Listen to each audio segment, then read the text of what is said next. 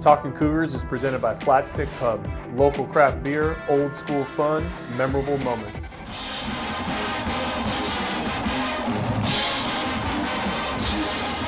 We've got a 4-0 Washington State Cougars football team after a 38-35 victory over the Oregon State Beavers. Welcome to Talkin Cougars. I'm former Washington State quarterback Alex Brink, joined with my receiver number 5, the number 5, Michael Bumpus. Yeah, man, it was crazy. Cam Ward went nuts. Receivers went nuts. The Palouse was nuts. The student section was wild. We held it down, man. Oregon State came in, got what they deserved, but it's all love to you guys now. Big win for the Cougars, though.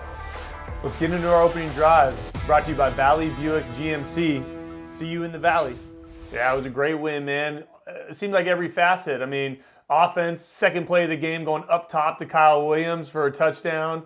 Defense did everything they had to do. You knew Oregon State's running game was going to get theirs, but the defense made just enough plays, and the special teams, man, they were lights out too. I mean, at the end, you got to recover an onside kick to win the game. It was a little dicey, but you recover the onside kick, you know? Yeah, I mean, what do you expect? You got the two remaining teams in the pack going at it. You knew Oregon State was going to be able to run the football. Two running backs over there did a great job. DJ even ran for a touchdown and like 60 yards or something like that. All around a great game. Like you said, the defense did just enough. The offense put up some big numbers, and it ended the way it was supposed to. It was supposed to be competitive at the end. It's time now for our best bet.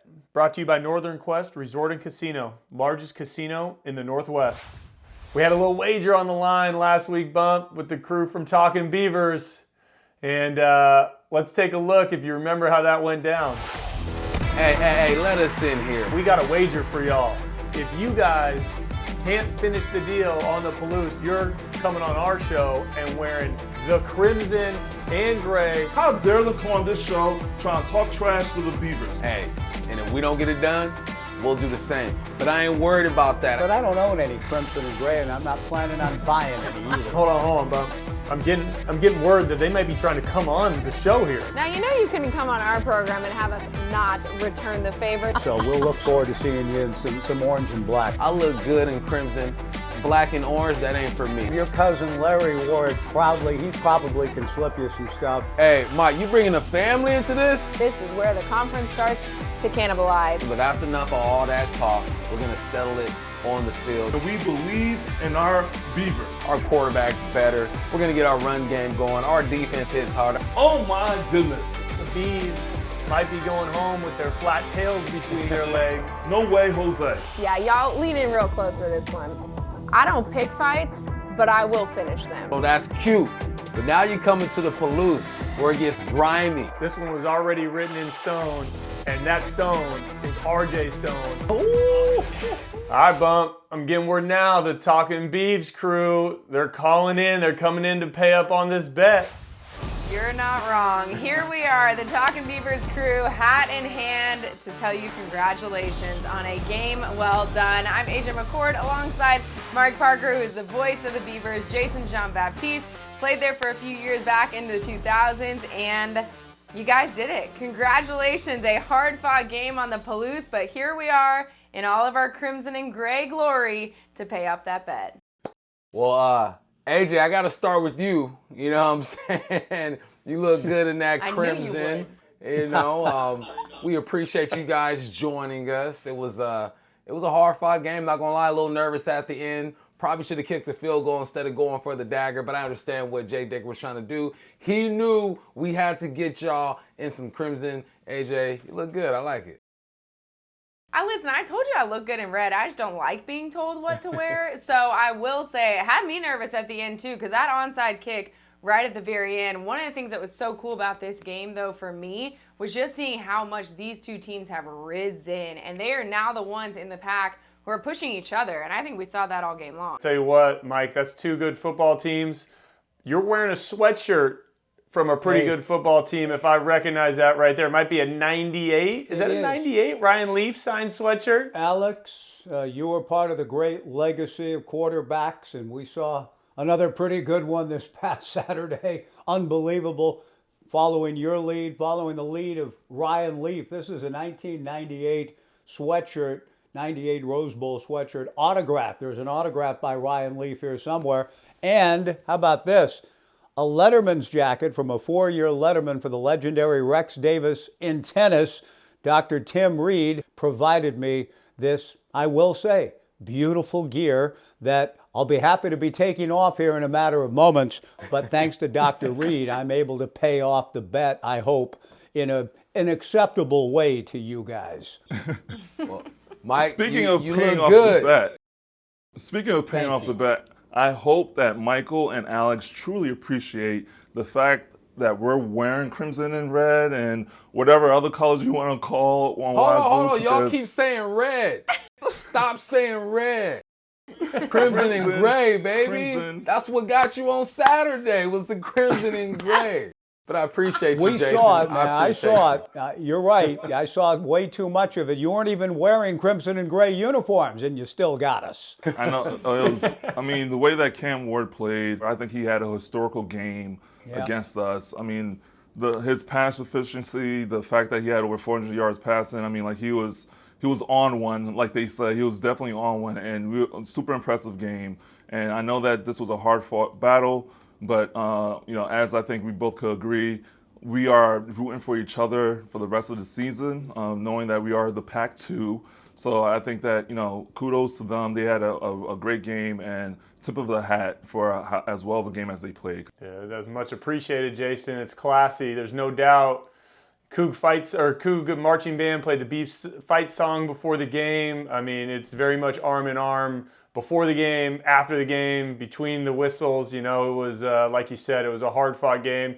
Honestly, my only disappointment in all this in the bet is you're not wearing the best logo in college football. But that's all right. We love seeing y'all in the crimson and gray, even if it's just for a little bit. Yeah, Listen, when we meet in Vegas again at the end of the season, we'll make sure we get the rush order in for you guys for the Beavers gear, that okay? right. How about that? Got that right. That'll Got be, that right. the special edition Pac-12 championship game, and we look forward to seeing you guys in some orange and black. But the camaraderie there, guys, but when Butch and Benny came out together, each holding the other school's flag, I was up in the booth, strangely moved. I just thought, wow, this is really cool. Unprecedented circumstances for these two great institutions to play each other. And I thought all of that made, and the game itself was memorable. The Beavers fought and battled, and an onside kick away from really throwing a big scare into you guys. It would have been interesting to see, had we recovered, what would have happened. But it was a great day to be up there. And so it is, in that respect, I'm honored to wear this stuff and pay off a bet. But we hope you're in the orange and black in December. Got that right. Yeah. Guys, I appreciate you guys holding up on your end of the bet. And as for I walked the tailgate before the game, and it was crazy to see the crimson and the orange just hanging out. And everyone was on the same page, like, look, we're good now. We'll separate for a few hours, and we'll be good later. Kind of like what we just did, man. We appreciate you guys. Thanks, guys. Absolutely. Really appreciate you too, and we hope to meet again here in a few months. Yes, indeed. Man, it was great connecting with the Beavers. Sorry for your loss, but we still love y'all. If you missed any of the highlights, here's a recap. I believe this is a really good Washington State football team, and Oregon State's a good team in their own right also. So it's going to be a dogfight. Washington State has a chance to make a statement on national television again. Start to finish. You don't gotta do nothing different. Just gonna be you. Play hard. Execute. We at home. I already know what's coming. Now listen, we don't need anything superhuman. Let's go. We gonna start this work. Field and this place erupts with the pyrotechnics on Gieson Field as Washington State is set to take on 14th ranked Oregon State. It's called strike touchdown on the first pass of the ball game. And it's a diving grab by Kelly. Touchdown. It's 13-0. Yeah, there's no doubt there's some kinship there, but now that it's in between the white lines, so to speak, I think all that's pushed to the side for sure. It's a sack. Jaden Hicks turns complete. Kelly, one arm on the turf, keeps his balance, spins away from three Beavers inside the 10, touchdown. It is all number 3. Well, it's a wobbling duck. It's picked off inside the 20. And back-to-back years. Points up into the air, steps up in the pocket. 14 seconds left. Ward throws it out zone. Touchdown, Josh Kelly. It's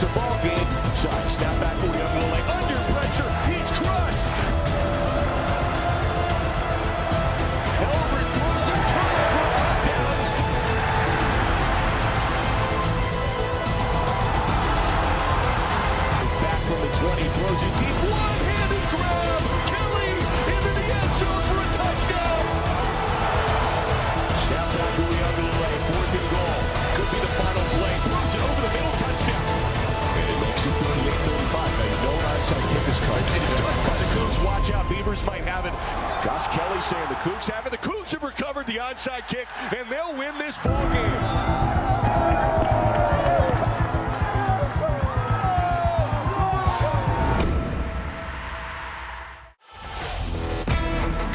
Talkin Cougars is presented by Flat Stick Pub. Let's take a look at our Coog Spotlight, presented by Cougs First. Think Cougs First for products, services, and hiring. Super fired up to be joined now by Ben Arbuckle, the offense coordinator for Washington State, here on Talkin Cougars. Coach, I tell you what, a 4-0 start for the team, heading into the bye week, but a lot of production offensively, particularly this last week against a good Oregon State defense. Could you just walk me through kind of 10,000 feet, your expectations coming into the season and now where, you guys are at here at 4-0, especially the way the offense has played? Yeah, first off, appreciate you having me on, man. That's awesome.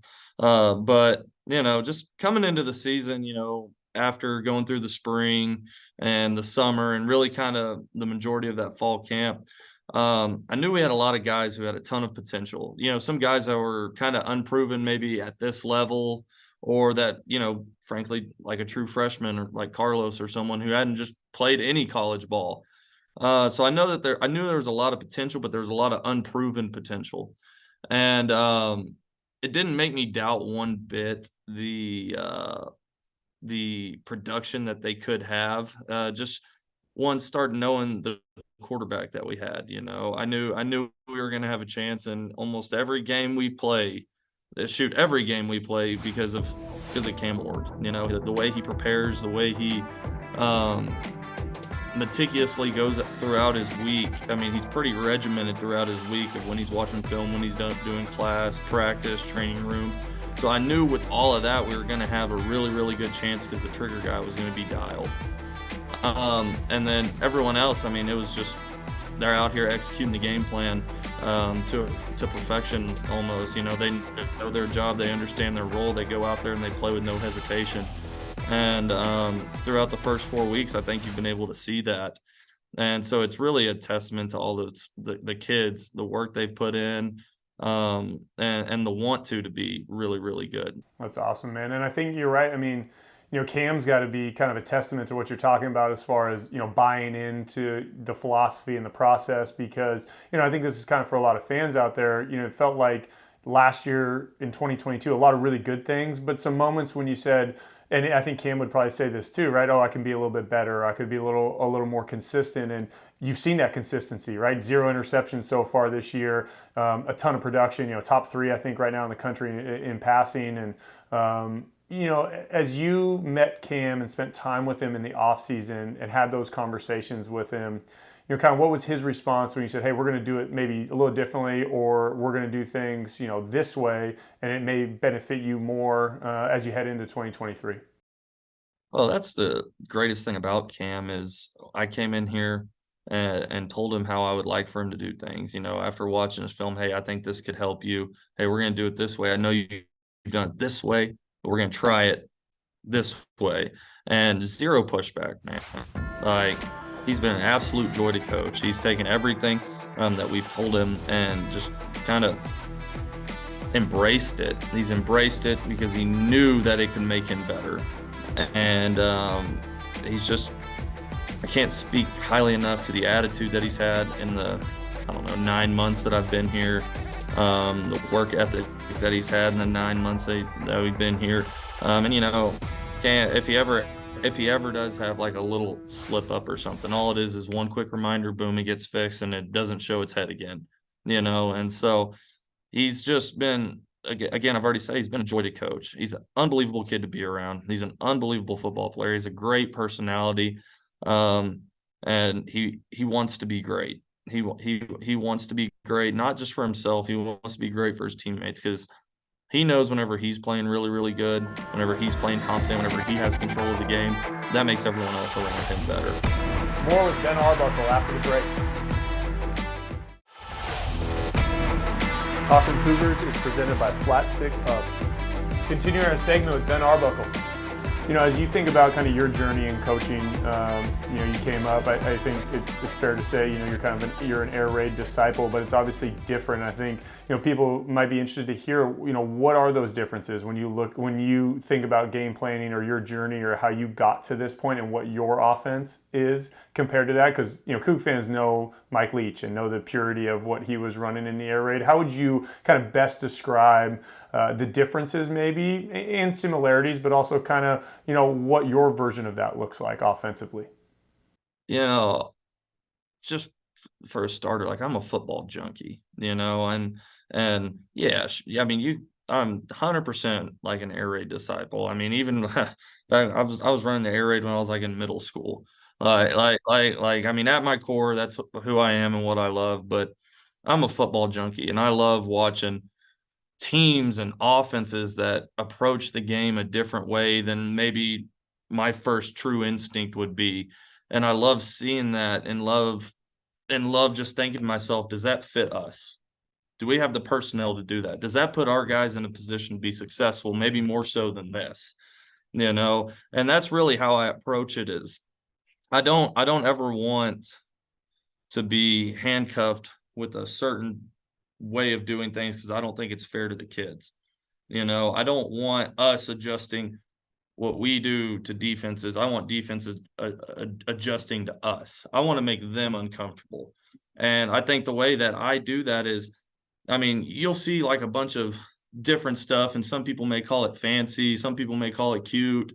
You'll see a whole bunch of different stuff, but at the end of the day, it's really like base day 1 through 3 install for us. It's just formationing it and motioning it way different. Yeah, well, whatever it is, it works, and there's no doubt. I mean, you see the creativity in it. I mean, I think obviously what you've done with Lincoln Victor, gets a lot of the headlines because he's throwing it, he's running it, he's obviously in the pass game. But even I'll watch the tape and Josh Kelly's on the outside, then he's in tight, and you're running motion, and he's the flood guy. And like you said, the concepts seem to stay consistent, but the way they look and preparation wise, I'm sure for a defense, makes that really difficult for them to see it. And one of the things that stood out to me talking to some of the athletes after the games is they're like, gosh, it's he makes it feel really simple and really easy for us. But then Coach Dickert told me as a defensive guy, it's really hard to prepare for. I got to imagine that's probably the ultimate compliment as an offensive coordinator when you hear something like that.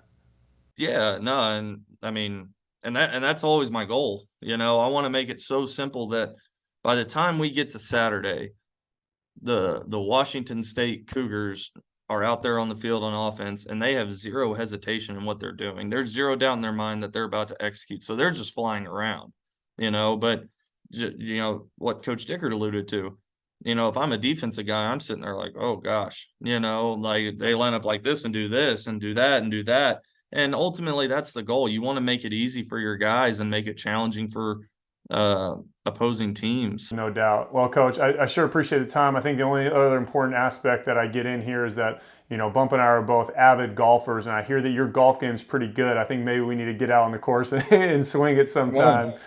See you swing that thing. Yeah, man. In the off season, spring and summer, if I'm not busy doing something, I mean, it's a safe bet I'm playing golf. So I'm not bad.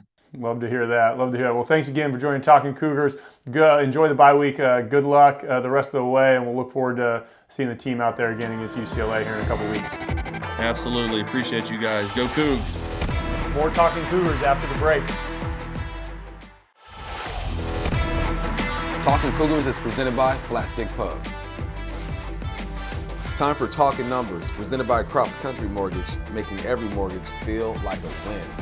All right, man, we're talking numbers. We got to go with Josh Kelly. My man was balling, B. He had 8 catches for 159 yards and 3 touchdowns, a one-handed catch. Whatever you needed from that young man, he gave it to you. Run after the catch, along the 44 yards. He was a dynamic receiver, man. I love what I saw. Man, 1 hand, 2 hands, didn't matter, Bump.